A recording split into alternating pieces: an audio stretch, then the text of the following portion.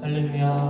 아멘. 푸른나무 교회 주일 예배 함께 하시는 여러분들을 주님의 이름으로 환영하고 축복합니다. 우리 함께 기도드림으로 예배 가운데로 나아가겠습니다. 하나님 아버지, 이 시간 하나님을 예배하며 나아갑니다.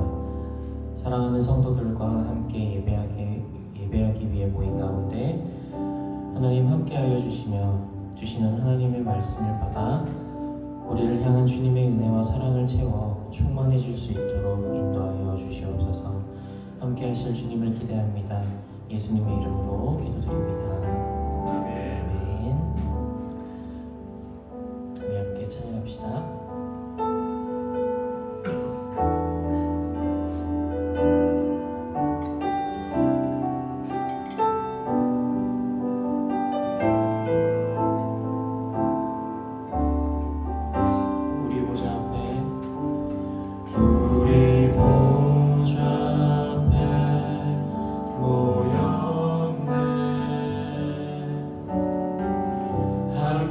주를 찬양하며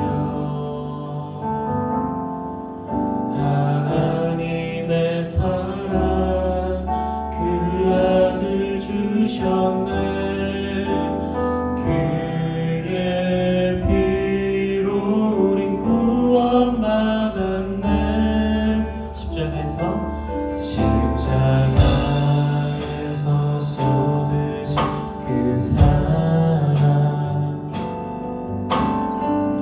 강같이 온 땅에 흘러 각 나라와 족속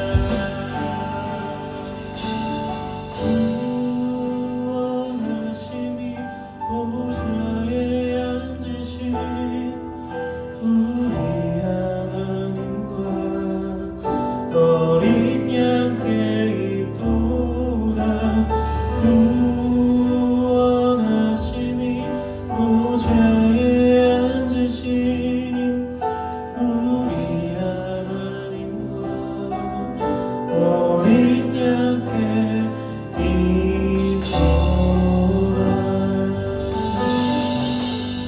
그 가사의 고백처럼 우리 삶을 구원하신 주님은 오직 예수님 한 분밖에 없음을 고백하며 나아갑니다. 시간 다시 한번 고백하며 나갈 때 우리 기쁨으로 함께 찬양했으면 좋겠습니다.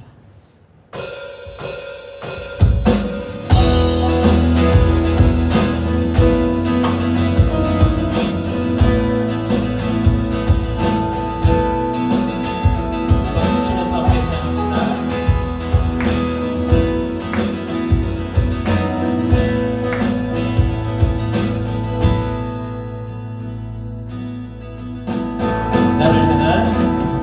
나를 향한 주의 사랑 산과 바다에 넘치니 내 마음 열때 주님 나에게 참 자유 주셨네. 늘 진리 속에 걸어가며 나의 손을 높이 들고 언제나 주님의 사랑. 다시 한번 나를 향한 주의 사랑 산과 바다에 넘치니 내 마음 열때 주님 나에게 참 자유 주셨네. 늘 진리 속에 걸어가며 나의 손을 높이 들고 언제나 주님의 사랑을 노래하리. 주의 사랑 노래하리라. 영원토록 노래하리라. 주의 사랑 노래하리라. 영원토록. 다시 한번 주의 사랑 노래하리라. 주의 사랑 노래하리라. 영원토록 노래하리라. 주의 사랑 노래하리라. 영원토록. 우리 처음부터 찬양합니다. 나를 향한 주의 사랑. 나를 향한 주의 사랑 산과 바다에 넘치니 내 마음 열때 주님 나에게 참 자유 주셨네. 늘 진리 속에 걸어가며 나의 손을 높이 들고 언제나 주님의 사랑을 노래하리. 주의 사랑 노래하리라. 영원토록 노래하리라. 주의 사랑 노래하리라. 영원토록 노래. 다시 한번 주의 사랑. 주의 사랑 노래하리라. 영원토록 노래하리라. 주의 사랑 노래하리라. 영원토록 노래하리라. 내가 춤을 출 때, 내가 춤을 출 때 다 비웃겠지만 그들도 주를 들으며 함께 기뻐 춤을 추게 되리. 다시 한번 내가 춤을 출 때, 내가 춤을 출 때 다 비웃겠지만 그들도 주를 들으며 그들도 주를 들으며 함께 기뻐 춤을 추게 되리. 주의 사랑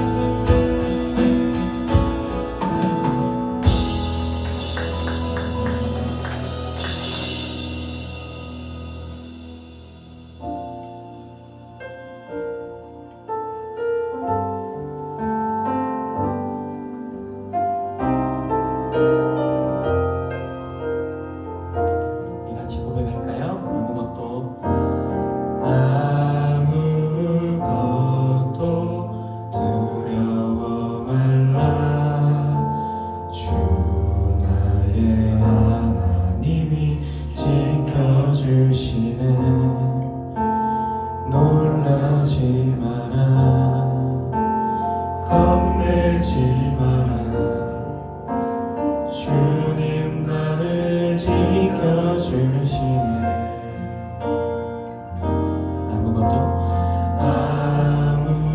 아무것도 두려워 말라.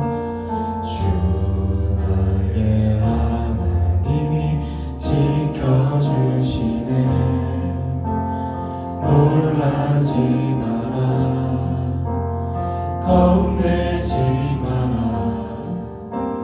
주님 나를 지켜주시네. 내 맘이 힘에 겨워 지칠지라도 주님 나를 지켜주시네. 세상의 험한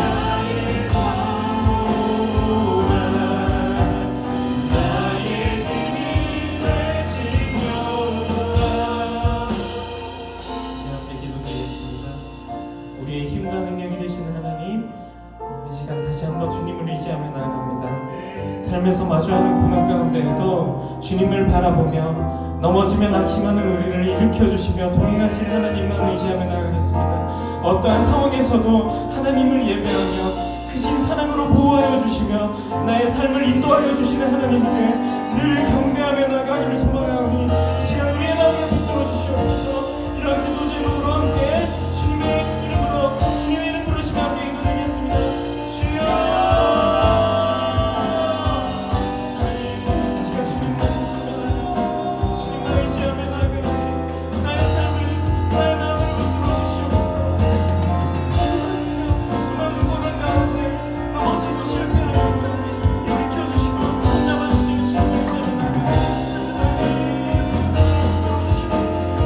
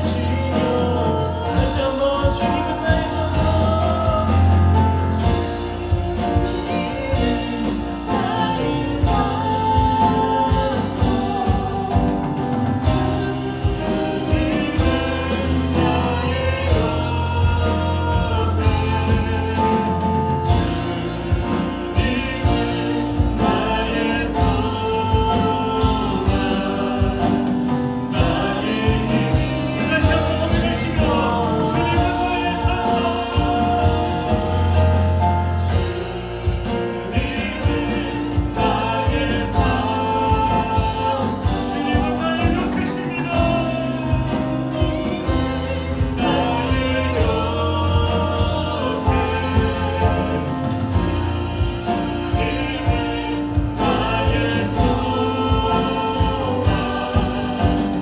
나의 우리 다시 한번 고백하시며 주님은 나의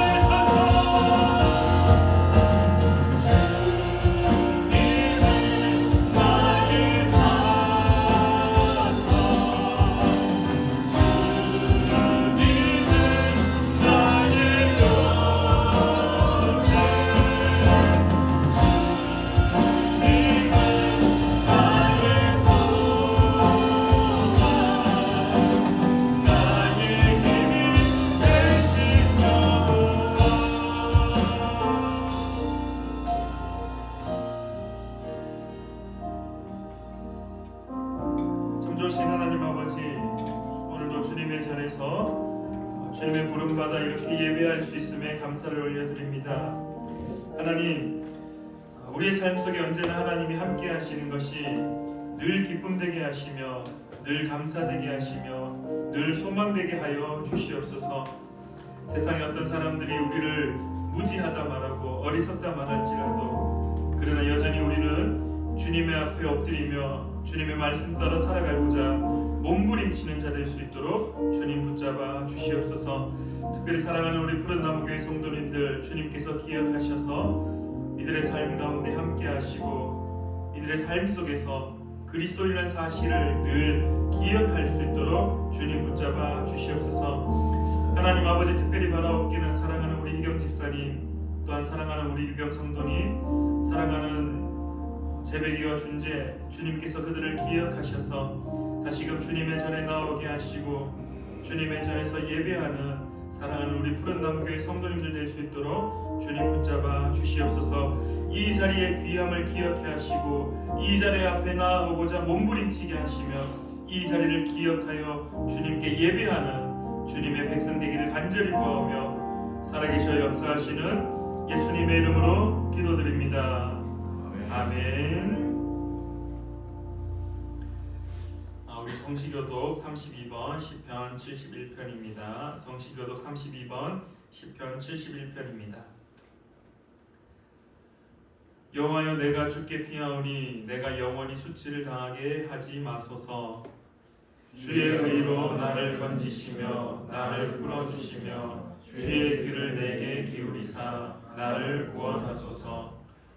주는 내가 항상 피하여 숨을 바위가 되소서. 주께서 나를 구원하라 명령하셨으니 이는 주께서 나의 반석이시요 나의 요새이심이니이다.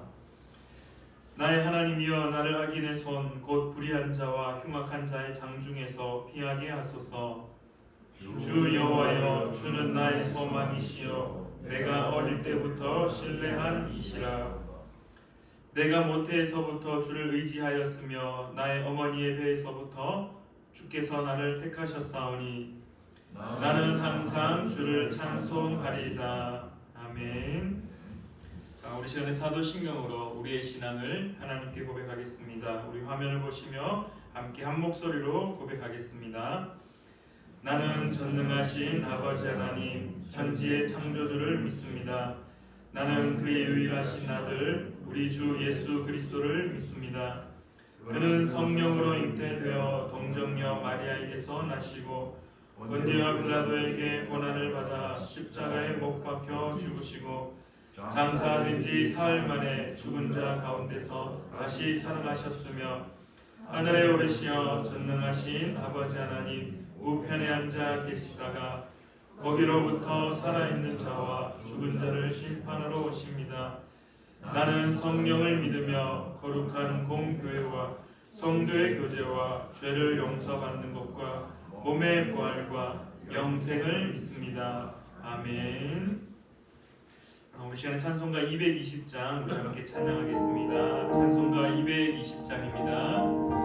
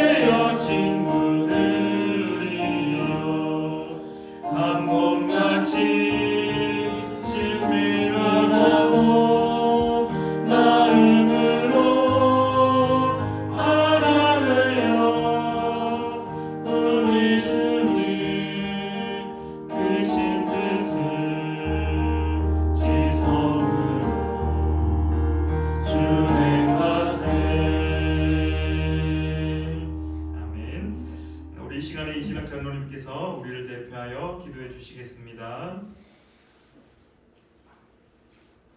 다 같이 기도드리겠습니다.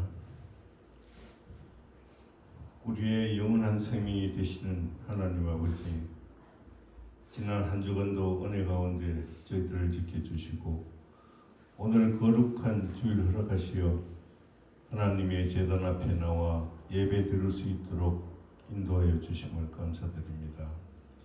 예배 드리는 이 시간 하나님 앞에 마음과 정성을 다하는 온전한 예배가 되게 하시옵소서. 아멘. 때로는 불순종하고 아버지의 마음을 아프게 했던 모든 죄를 다 용서하여 주시고 하나님과 신령한 교제를 통하여 저희들의 심중에 믿음이 더욱 자라 감사와 찬양이 끊이지 않도록 이끌어 주시옵소서. 은혜가 풍성한 하나님 아버지, 저희들을 사랑하시어 설 명절 오가는 길 지켜주시고 떨어져 지내던 가족과 친지들이 다 함께 모여 화목한 시간 보내게 하신 것 감사드립니다.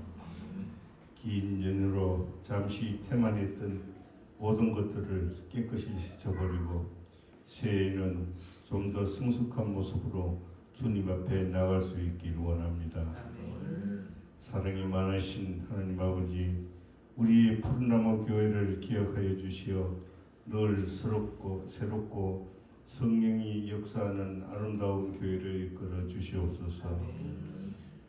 주님이 세우신 일꾼들도 기억하여 주시고 저희들이 맡은 바 소명을 잘 감당케 하시어 말씀 속에서 아름다운 삶을 살게 하시옵소서.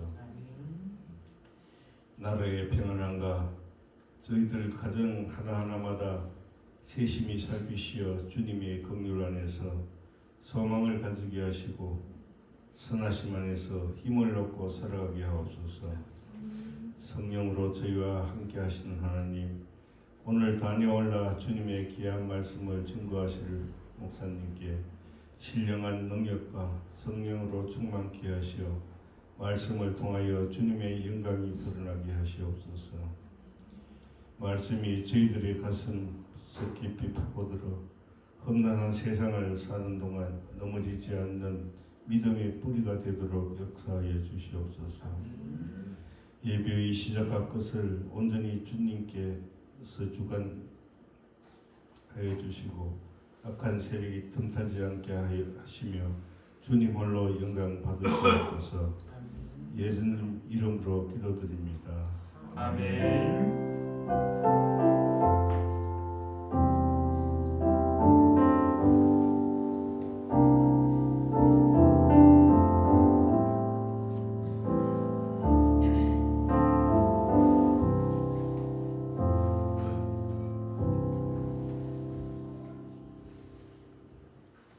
말씀은 누가복음 4장 16절에서부터 30절까지의 말씀입니다. 누가복음 4장 16절에서 30절까지의 말씀입니다. 신약 성경 93페이지에 있습니다. 오늘 말씀이 조금 길지만 제가 한 절, 여러분이 한 절 우리 주고받으면서 읽도록 하겠습니다. 누가복음 4장 16절부터 30절까지의 말씀입니다. 예수께서 그 자라나신 곳 나사렛에 이르사 안식일에 늘 하시던 대로 회당에 들어가사 성경을 읽으려고 서심해 선지자 이사야의 글을 들이거늘 책을 펴서 이렇게 기록된 데를 찾으시니 곧 주의 성령이 내게 임하셨으니 이는 가난한 자에게 복음을 전하게 하시려고 내게 기름을 부으시고 나를 보내사 포로된 자에게 자유를 눈먼 자에게 다시 보게 함을 전파하며 눌린 자를 자유롭게 하고 주의 은혜의 해를 전파하게 하려 하심이라 하였더라. 책을 덮어 그 맡은 자에게 주시고 앉으시니 회당에 있는 자들이 다 주목하여 보더라. 이에 예수께서 그들에게 말씀하시되 이 글이 오늘 너희 귀에 응하였느니라 하시니 그들이 다 그를 증언하고 그 입으로 나오는 바 은혜로운 말을 놀랍게 여겨 이르되 이 사람이 요셉의 아들이 아니냐. 예수께서 그들에게 이르시되 너희가 반드시 의사야 너 자신을 고치라 하는 속담을 인용하여 내게 말하기를 우리가 들은 바 가버나움에서 행한 일을 내 고향 여기서도 행하라 하리라. 또 이르시되 내가 진실로 너희에게 이르노니 선지자가 고향에서는 환영을 받는 자가 없느니라. 내가 참으로 너희에게 이르노니 엘리야 시대에 하늘이 3년 6개월간 닫히어 온 땅에 큰 흉년이 들었을 때에 이스라엘에 많은 과부가 있었으되 엘리야가 그중 한 사람에게도 보내심을 받지 않고 오직 시돈 땅에 있는 사렙다의 한 과부에게 뿐이었으며 또 선지자 엘리사 때 이스라엘에 많은 나병 환자가 있었으되 그 중의 한 사람도 깨끗함을 얻지 못하고 오직 수리아 사람 나만 뿐이었느니라.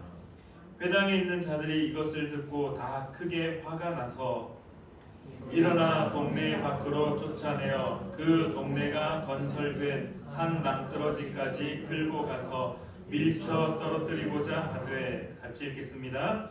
예수께서 그들 가운데로 지나서 가시니라. 아멘. 이 시간에는 새한글 성경을 제가 다시 한번 읽어드리겠습니다.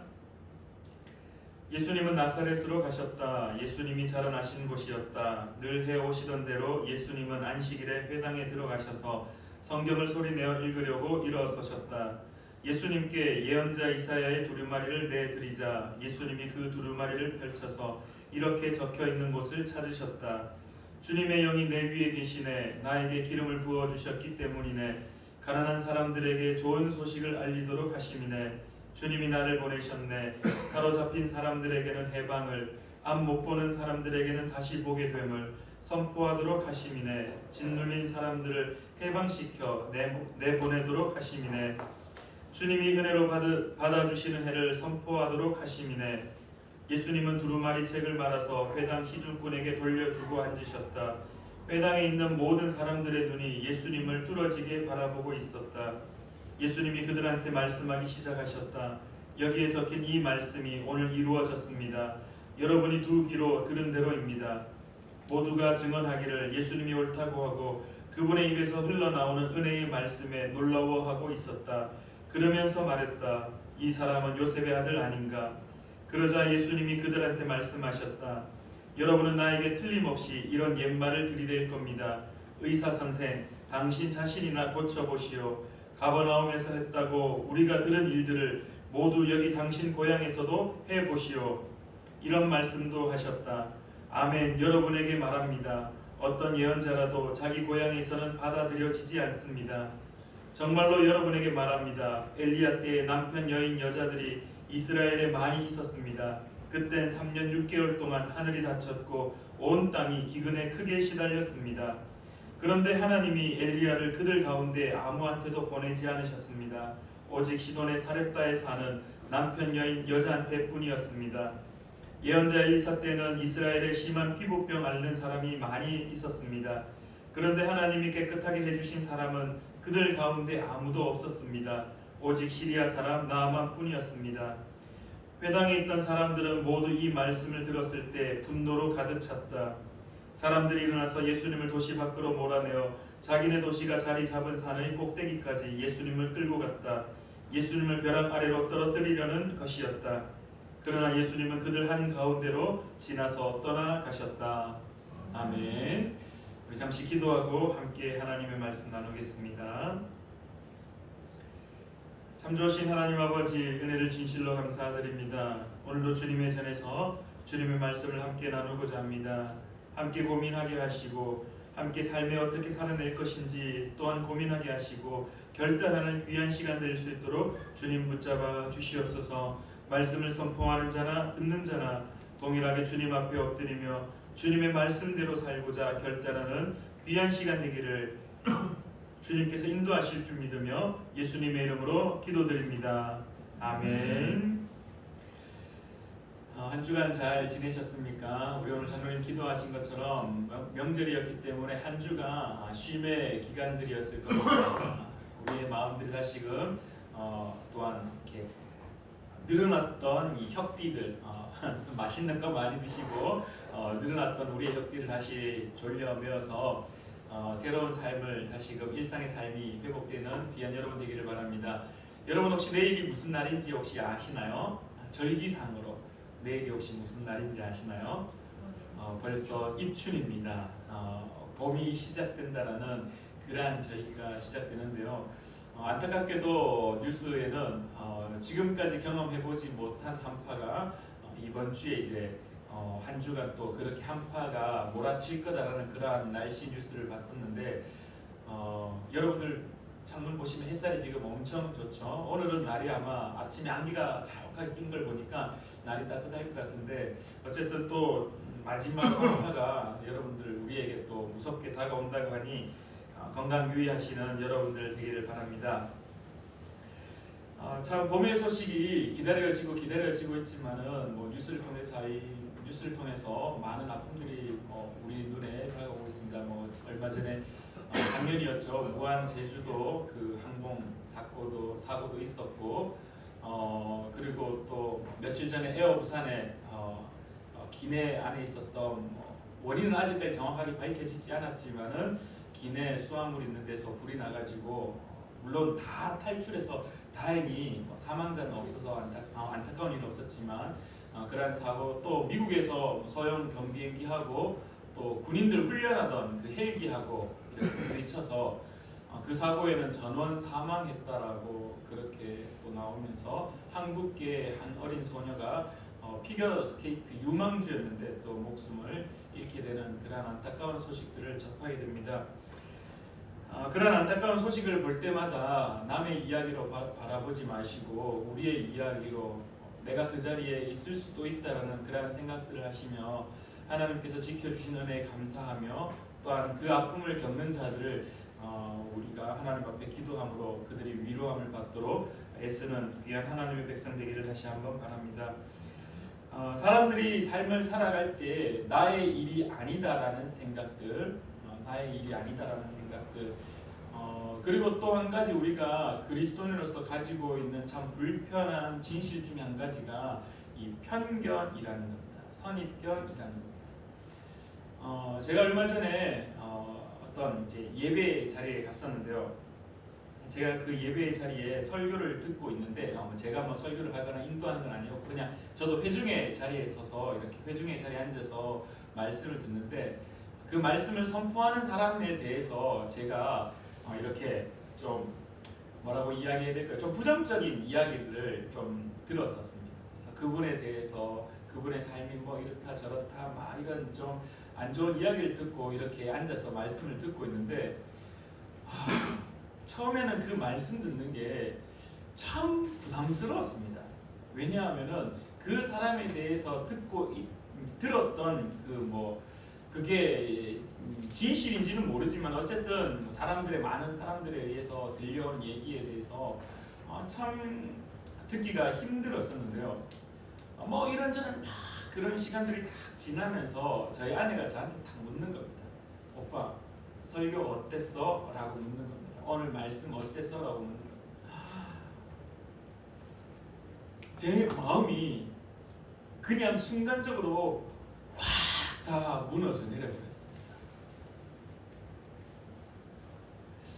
그 말씀을 들을 때 제 머릿속에는 그 사람의 삶의 모습들이 이야기들이 막 들어와 있었고 그 사람의 선포하는 메시지가 메시지로 들리는 것이 아니라 그냥 신학적인 그냥 책에 기록되어 있는 그냥 어떠한 좋은 글.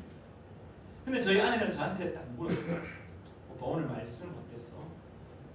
말씀 너무 좋지 않았어? 그냥 이게 이 사람이 가진 이 선입견, 이 사람이 가진 편견, 이게 얼마나 사람을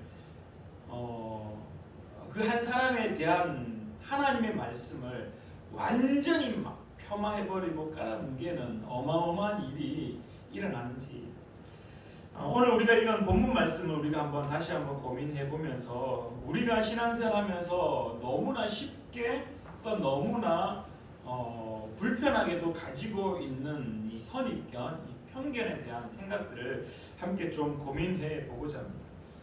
오늘 본문 말씀을 우리가 이해하기 위해서 몇 가지 우리가 이제 선행되는 이야기들을 좀 해보고자 하는데요. 예수님이 오늘은 누가복음에서 3장에서 세례를 받으시고 4장이 시작할 때 4장 1절부터 이제 우리가 잘 알고 있듯이 성령이 이끌려 예수님께서 마귀에게 사탄에게 시험을 받으십니다.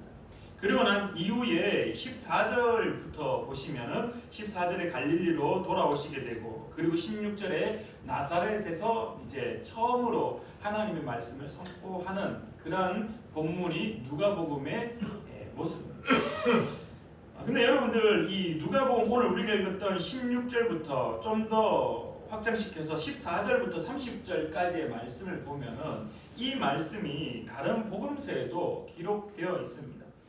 이 마태복음 13장 53절부터 58절까지, 또한 마가복음 6장 1절부터 4절까지, 요한복음 4장 42절에 보면은 우리가 잘 이렇게 인용하는 말씀, 24절에 이렇게 말씀합니다. 또 이르시되 내가 진실로 너희에게 이르노니 선지자가 고향에서는 환영을 받는 자가 없느니라 라는 말씀을 가지고 많은 이들이 인용하기도 하고 타 복음서에도 동일하게 기록되어 있는데, 오늘 제가 여러분들과 함께 이야기하고 싶은 것은요, 오늘 누가복음 4장 16절부터 30절까지의 말씀의 위치에 대해서 우리가 함께 좀 고민해 보고자 합니다.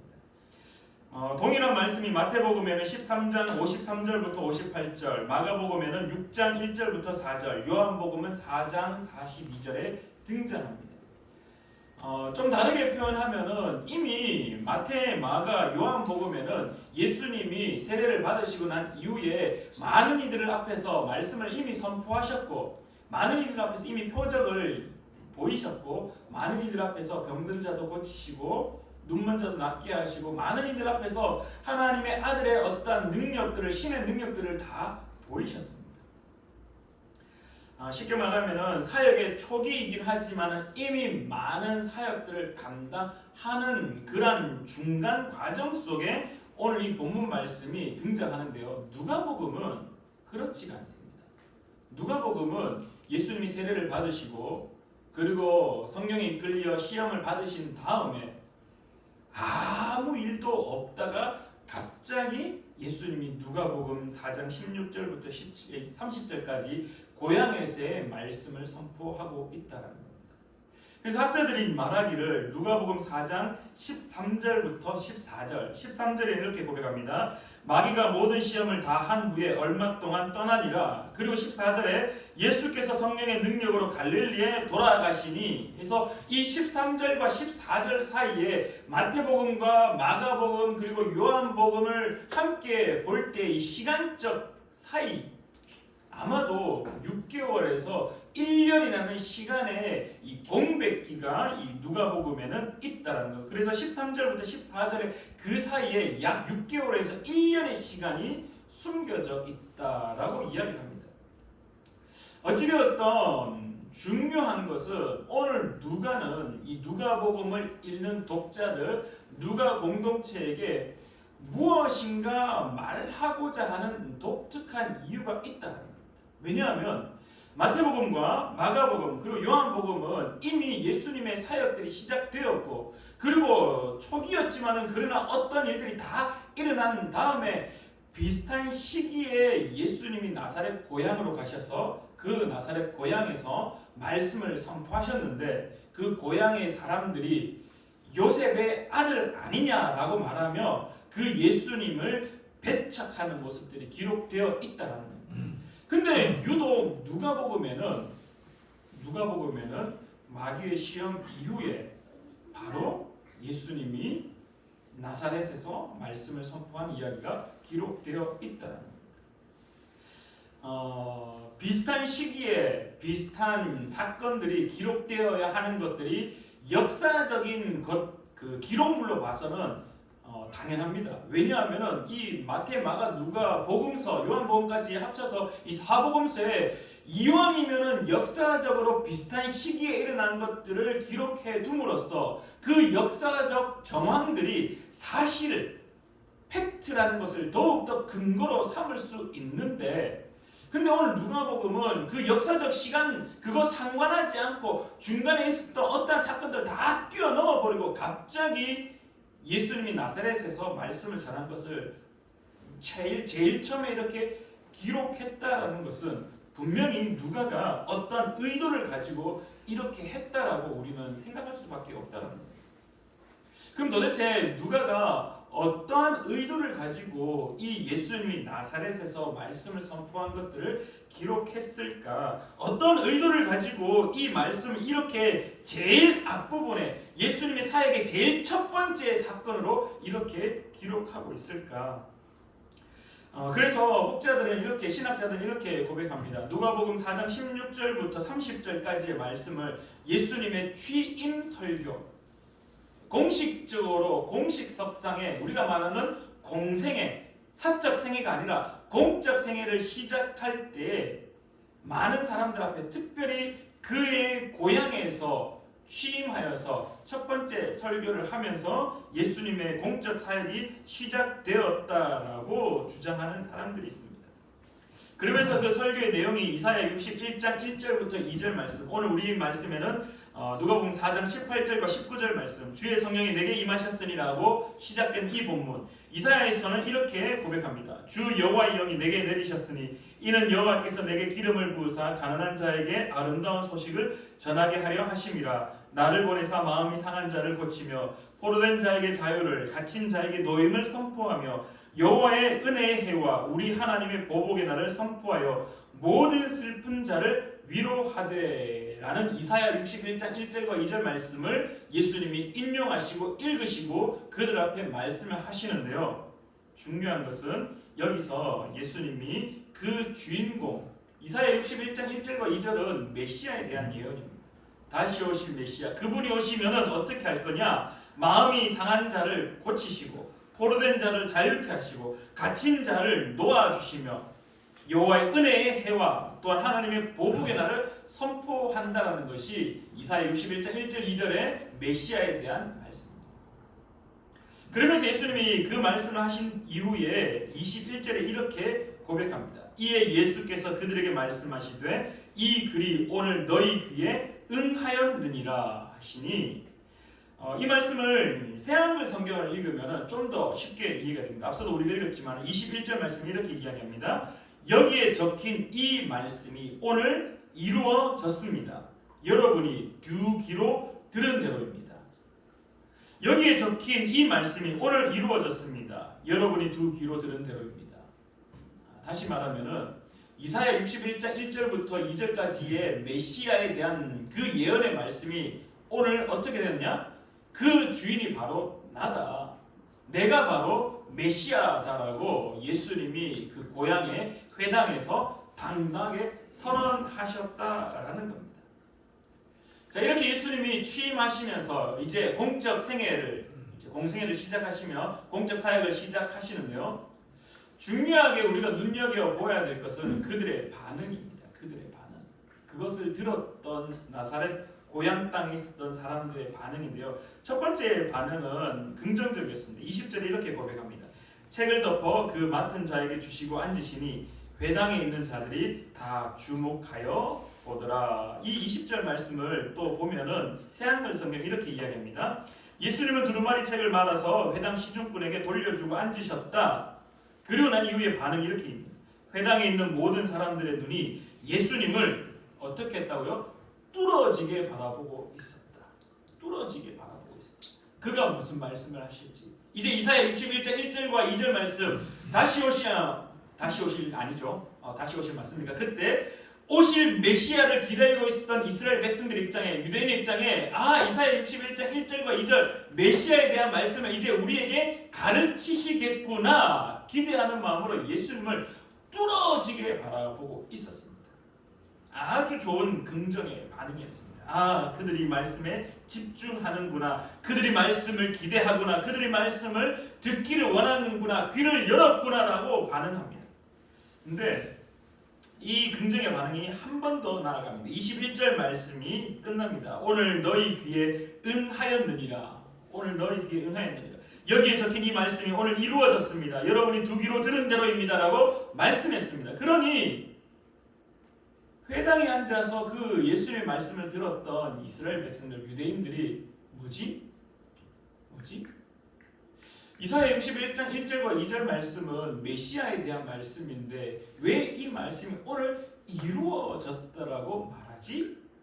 왜 이루어졌다라고 말하지? 오늘 우리가 들은 대로 이루어졌다고 하는데 메시아가 그러면은 저 앞에서 말씀하는 사람인가? 라는 물음표. 그래서 그들이 들은 후에 21절 말씀이 끝난 이후에 22절에 이렇게 이야기합니다.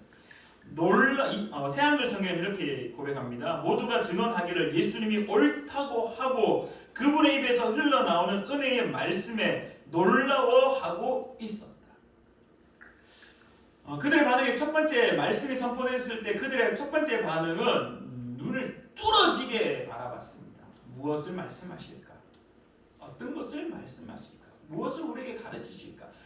뚫어지게 바라보았습니다. 그리고 그 말씀을 들었습니다. 오늘 그 말씀이 이루어졌다. 너희가 들은 대로 이 말씀이 이루어졌다. 그래서 그 말씀에 대해서 놀랍게 여깁니다. 놀랍게 여깁니다. 여기까지는 뭐 우리가 기대하는 반응입니다. 예수님이 당연히 말씀하셨으니까, 그러니까 그 말씀을 들었을 때 은혜가 되고 놀랍겠지, 당연하지. 근데 그 다음 반응부터가 이제 우리가 집중해야 될 포인트입니다. 이 말씀을 듣고 난 이후에 놀라워하고 있었다. 22절 하반절에 그러면서 말했다. 이 사람은 요셉의 아들이 아닌가? 어떤 느낌입니까? 이 사람은 요셉의 아들이 아닌가? 어떤 뉘앙스가 이 말 속에 숨어져 있는 것 같습니까? 이 사람은 요셉의 아들 아닌가? 여러분들이 이 말씀을 읽을 때 이 사람은 요셉의 아들 아닌가? 아주 긍정적인 반응이었습니까? 우와, 목수 저 나사렛에서 저 나무를 자르고 톱질하고 나무를 가지고 가구를 만들고 의자를 만들고 식탁을 만들 그 목수 아들 요셉 아들 그 예수라는 청년이 이렇게까지 말씀을 잘한다고? 이렇게까지 똑똑하다고? 이렇게까지 위대하다라고? 이 반응이었습니까? 아니었다라는 거죠. 그들의 반응이 처음에는 뚫어지게 바라보았습니다. 바라보면서 쟤 요셉의 아들? 쟤 무엇을 말하지? 귀를 기울이고 듣기 시작하였습니다. 근데 처음에는 은혜가 되고 놀라웠습니다. 근데 몇몇 사람들이 다시 말합니다. 이 사람은 요셉의 아들이 아닌가? 저 사람은 목수의 아들이 아닌가? 그리고 난 이후에 예수님이 반응합니다. 회중의 반응을 보고 말씀하십니다. 그들이 많은 사람들이 회당에 앉아있던 사람들이 뉘앙스 자체가 역전되어 버렸습니다. 처음에는 주목하였고 처음에는 뚫어지게 바라보았고 그렇게 놀라워하는 사람들이 완전히 역전되어서 이 사람은 목수의 아들이 요셉의 아들 아닌가라고 반전되었을 때 예수님이 말씀하기 시작합니다. 그 말씀이 바로 24절 말씀입니다. 또 이르시되 내가 진실로 너희에게 이르노니 선지자가 고향에서는 환영을 받는 자가 없느니라. 새한글 성경은 이런 말씀도 하셨다. 아멘. 여러분에게 말합니다. 어떤 예언자라도 자기 고향에서는 받아들여지지 않습니다. 그리고 난 이후에 우리가 잘 알고 있는 두 개의 사건을 고백합니다. 첫 번째 사건은 사르밧 과부. 오늘 우리 누가복음에는 사렙다 과부에 대한 이야기. 그래서 열왕기상 17장 8절부터 24절까지 엘리야와 사르밧 과부에 대한 이야기고, 두 번째는 나아만, 우리는 보통 나아만 장군이라고 이야기합니다. 나아만 장군의 이야기, 열왕기하 5장 1절부터 14절까지의 말씀을 이야기합니다. 이 두 이야기의 공통점이 무엇일까요? 이 두 이야기의 공통점. 사르밧 과부와 그리고 나만 이 장군의 이야기의 공통점이 무엇일까요? 첫 번째 공통점은 둘 다 이방인 이야기입니다. 유대인들의 이야기가 아닙니다. 이방인들의 이야기입니다. 유대인의 입장에서는 왜 화가 났느냐라고 분노하였다라는 나중에 이야기하겠지만은 그 이야기가 한편에서는 이왕 말씀을 좀 가르치시고 이왕 말씀을 좀 좋은 말씀 해주려면은 유대인들의 입장에서 유대인들에 관련되어 있는 이스라엘 사람들의 뭐 모세 이야기라든지 뭐 다윗 이야기라든지 이런 것 좀 해줬으면 좋겠는데, 그들의 눈에는 이방인들은 부정한 사람들입니다. 그들의 눈에는 같은 겸상하지 않는 사람들입니다.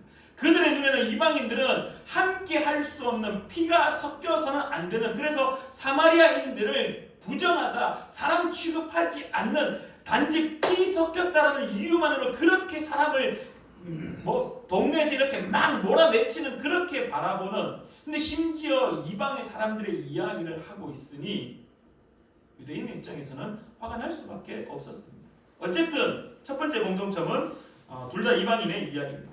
그리고 두 번째 공통점은 둘 다 하나님의 말씀이 그들에게 선포되었다라는 겁니다. 자, 두 사건의 반응을 한번 우리가 살펴보고자 하는데요. 열왕기상 17장 13절과 14절에 우리가 잘 알고 있듯이 엘리야가 열심히 아합 왕을 피해서 도망가가지고 결국은 어디까지 하냐 하면은, 여러분들 제가 이제 이스라엘 지도입니다. 제 몸이 이스라엘 지도입니다.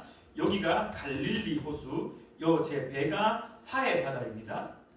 이 북이스라엘에 있던 이 엘리야가 이 아합 왕을 피해서 어디까지 갔냐 하면은 이 갈릴리 호수를 지나서 제 이 머리 쪽에 있는 이 시돈 땅, 여기까지 도망가게 됩니다. 쭉 가서 이까지 도망가는데, 이 땅이 어떤 땅이냐면은 바알의 본거지입니다. 아세라의 본거지입니다. 시돈은요, 바알과 아세라를 섬길 수밖에 없는, 거기가 주 본거지, 그러니까 딱 그들의 도시였어요. 근데 그 도시에 가서 이 엘리야가 숨어서 어떠한 여인을 만나게 됩니다. 그 여인의 가정이 그 한 빵을 이제 만들어서 먹고 죽으려고 할 때 엘리야가 그 여인에게 말합니다. 엘리야가 그에게 이르되 두려워하지 말고 가서 내 말대로 하려니와 먼저 그것으로 나를 위하여 작은 떡 한 개를 내게로 가져오고 그 위에 너와 내 아들을 위하여 만들라. 이스라엘의 하나님 여호와의 말씀이 나 여호와가 비를 지면에 내리는 날까지 그 통의 가루가 떨어지지 아니하고 그 병의 기름이 없어지지 아니하리라 하셨느니라 라고 사르밧 과부에게 이야기합니다. 말씀합니다. 하나님의 말씀을 선언합니다.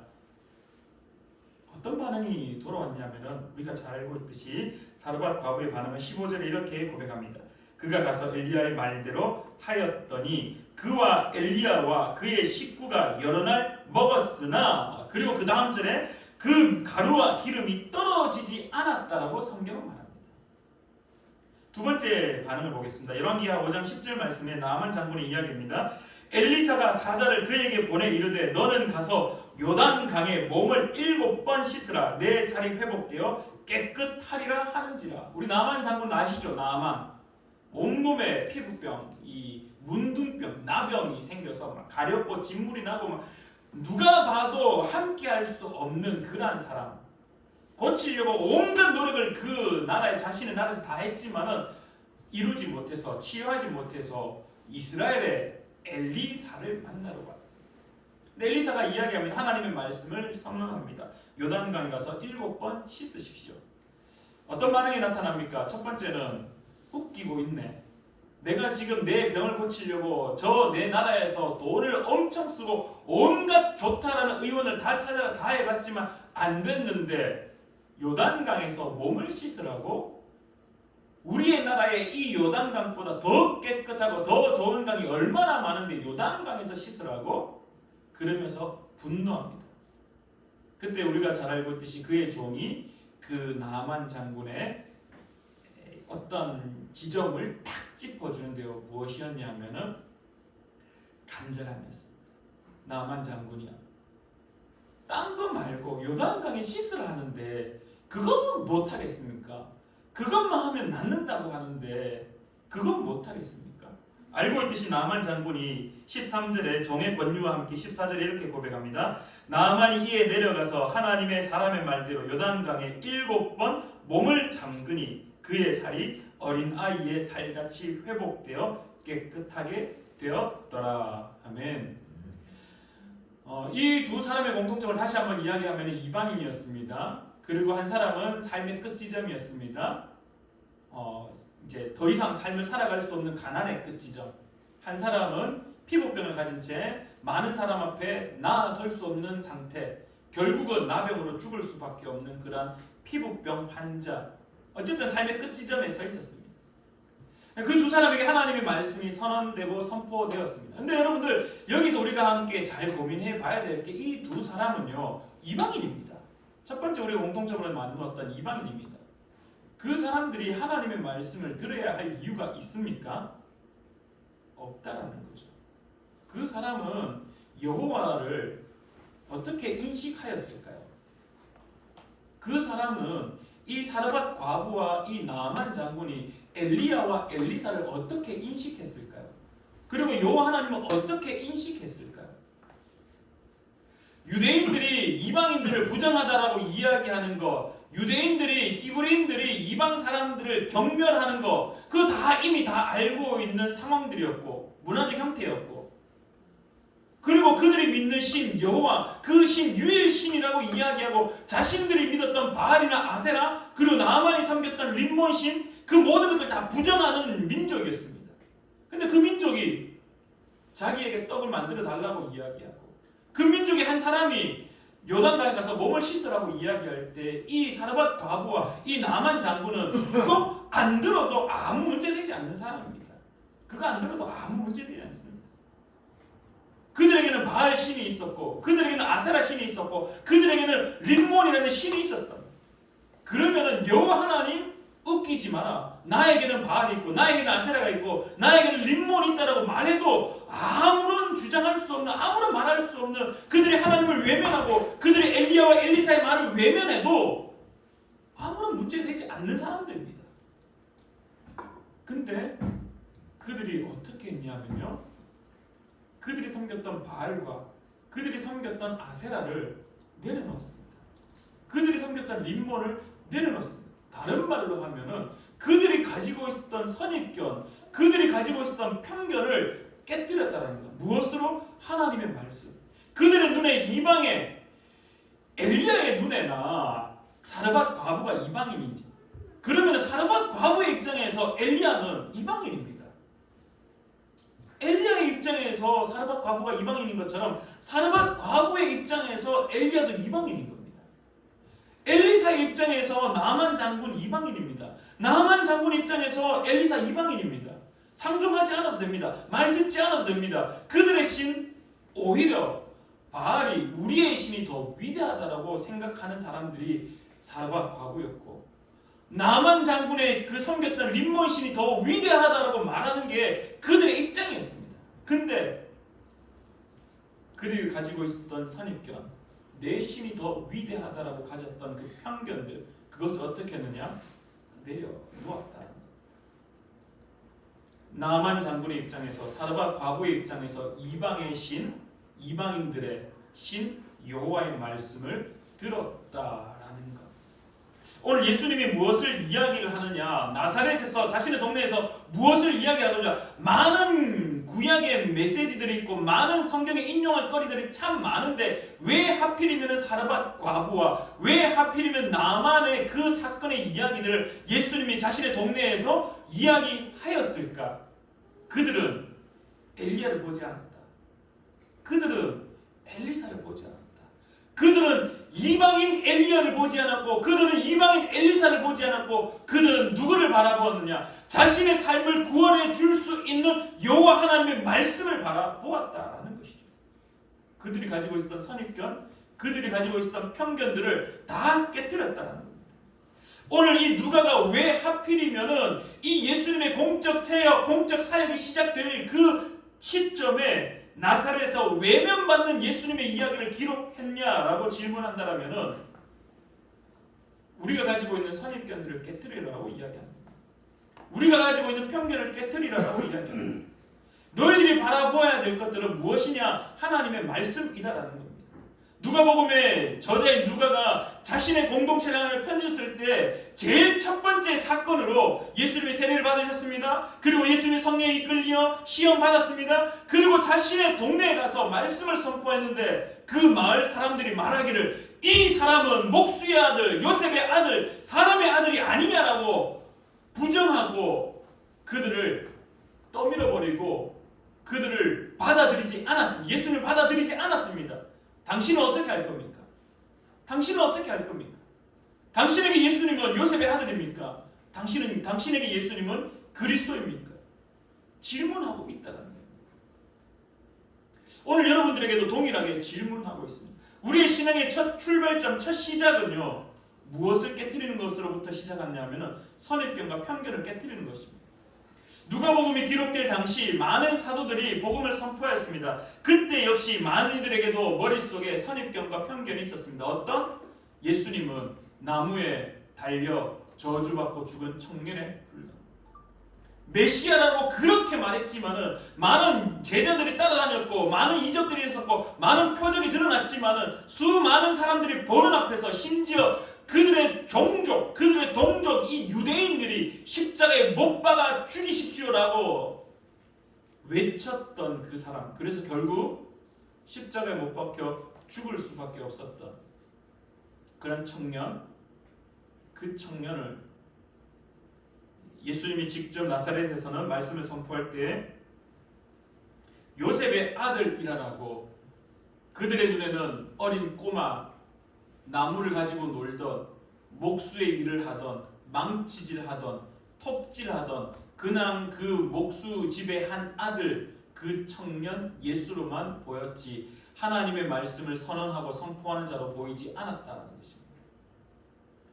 또 누가복음의 공동체 그들의 눈에도 많은 이들이 아마도 나무에 저주받고 매달려 죽은 한 청년, 자기가 하나님의 아들이라고 공식 석상에서 선언하였지만은 결국 로마 힘 앞에 죽을 수밖에 없었던 한 청년, 부활했다라고 말하지만은 그게 진실인지 거짓인지 여전히 헷갈리고 있는 그 시절,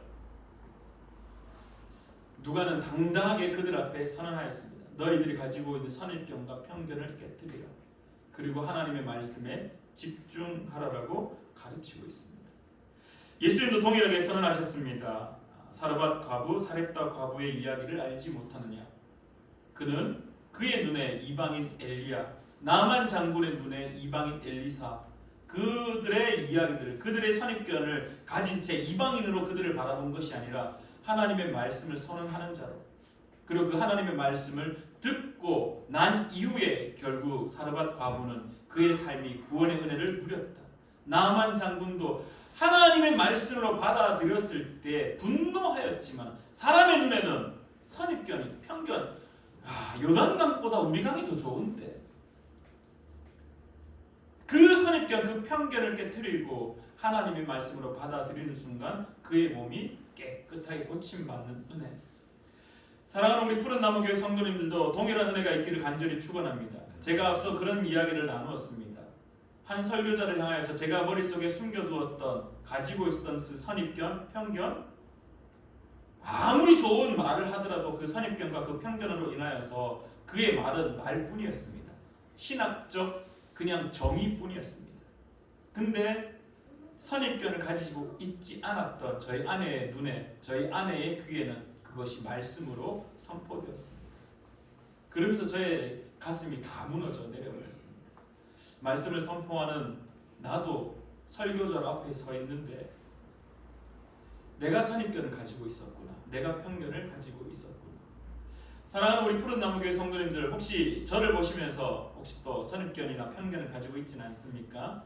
누군가의 아빠, 누군가의 사위, 누군가의 남편, 누군가의 친구이기도 하고, 누군가 학교의 그냥 선배, 그 학생 시절을 다 알고 있고, 서로의 삶을, 일상을 다 알고 있고, 그래서 때로는 그 선입견과 그 편견 때문에 선포되어지는 말씀이 그냥 신학적 용어들의 나열, 성경에 그냥 한 이야기들을 재미있게 스토리텔링하는 사람, 사랑하는 우리 푸른나무교회 모든 성도님들의 선입견과 편견이 깨어지기를 간절히 축원합니다.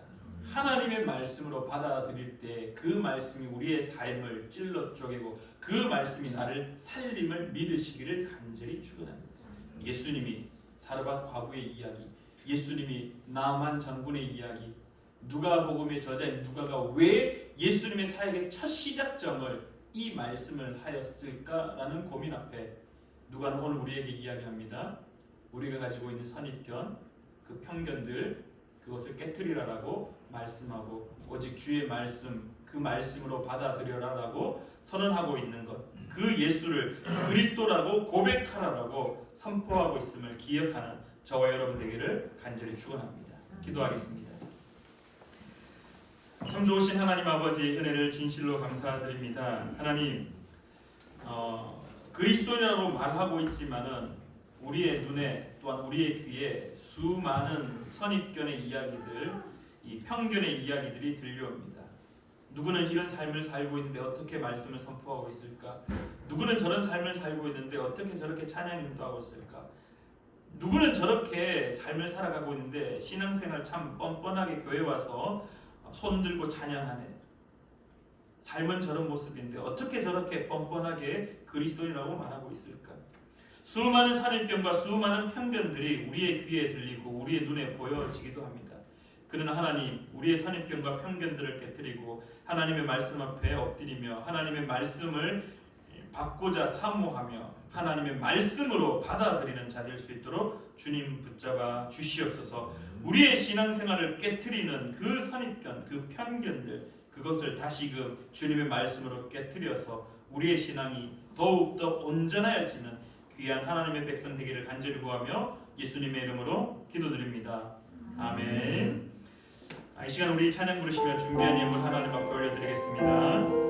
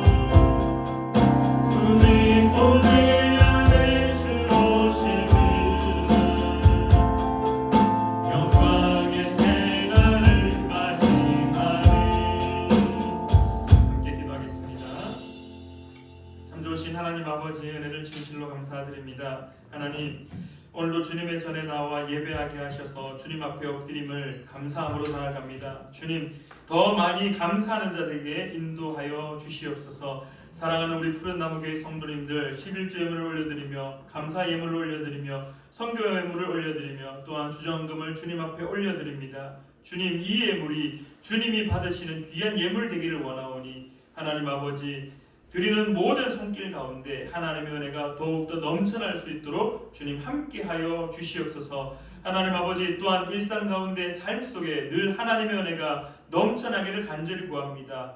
우리의 삶이 살아가야 되기에 물질이 또한 필요하기에 그 물질로 인하여 힘들지 않도록 언제나 만나의 은혜를 허락하시고 언제나 일용할 양식을 허락하셔서 우리가 이 물질로 인하여 시험 들거나 물질로 인하여 하나님이 없다 말하는 자 되지 않도록 주님 함께하여 주시옵소서. 주님께서 주시는 그 은혜에 감사하는 사랑하는 우리 푸른나무 교회 성도님들 되기를 간절히 바라며 또한 사랑하는 조창현 목사님과 사랑하는 권호희 목사님 그들의 선교 사역 가운데에도 늘 함께하여 주시옵소서. 이제는 우리 주 예수 그리스도의 크신 은혜와 하나님 아버지의 놀라운 사랑하심과 성령 하나님의 교통하심이 오늘 예배를 드리는 사랑하는 우리 푸른나무 교회 모든 성도들의 그 삶 속에 이제로부터 영원히 함께 하시기를 간절히 축원하옵나이다. 아멘.